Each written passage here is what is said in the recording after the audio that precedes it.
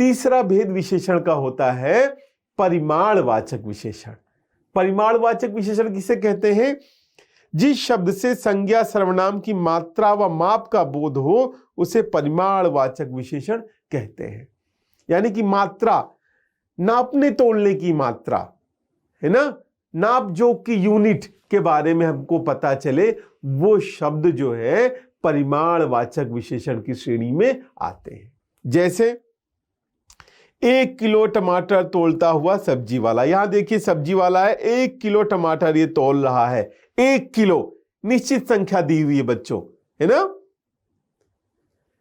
संख्या दी हुई है, लेकिन ये संख्यावाचक का उदाहरण नहीं है। यही तो अंतर है संख्यावाचक विशेषण और परिमाणवाचक में, कि यहां संख्या तो दी हुई होगी, परिमाणवाचक विशेषण में संख्या होगी, लेकिन वो नापने तोलने के अर्थ में होगी। जैसे 1 किलो में एक संख्या तो आ गई, लेकिन ये संख्यावाचक विशेषण का उदाहरण नहीं है, ये परिमाणवाचक विशेषण है, क्योंकि यहां नापने तोलने की बात हो रही है ना। बात समझ में आ गई आपको? जैसे बोला गया 1 लीटर दूध, जिसे बोला गया 2 किलो चीनी, है ना, 4 किलो घी। तो यहां पर संख्याएं तो दी हुई हैं, लेकिन वो संख्याएं नापने तोलने के लिए दी हुई हैं। और जहां पर भी नापने तोलने की बात आती है ना, कुछ लीटर, किलोमीटर, है ना, ग्राम, है ना, तो किलोग्राम, इन सारे शब्दों का जहां पर प्रयोग किया जाता है ना, जहां से आपको ये आभास हो कि या तो ये मापने के अर्थ में है या ये जो है तोलने के अर्थ में है, तो यहां पर ऐसे शब्दों में ये परिमाणवाचक विशेषण होता है। ठीक है, अंतर समझ में आ गया आपको कि संख्यावाचक विशेषण क्या है और परिमाणवाचक विशेषण क्या है। ठीक है, जैसे यहां पर बोला गया 1 लीटर दूध ले आओ।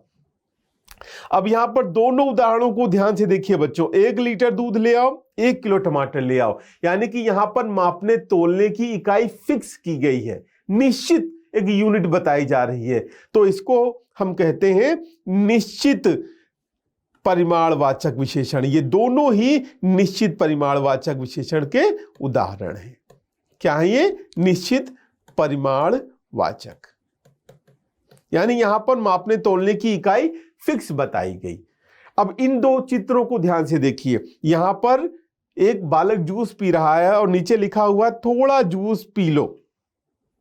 जूस की मात्रा नहीं बताई जा रही, 1 गिलास जूस पी लो, है ना, कि ये 100 ग्राम जूस पी लो, ऐसा नहीं कहा जा रहा है। कहा जा रहा है कि थोड़ा जूस पी लो। ठीक है, अब यहां पर देखिए टोकरी, टोकरी में कुछ संतरे रखे हुए हैं और नीचे लिखा हुआ है कि टोकरी में कुछ संतरे रखे हुए हैं।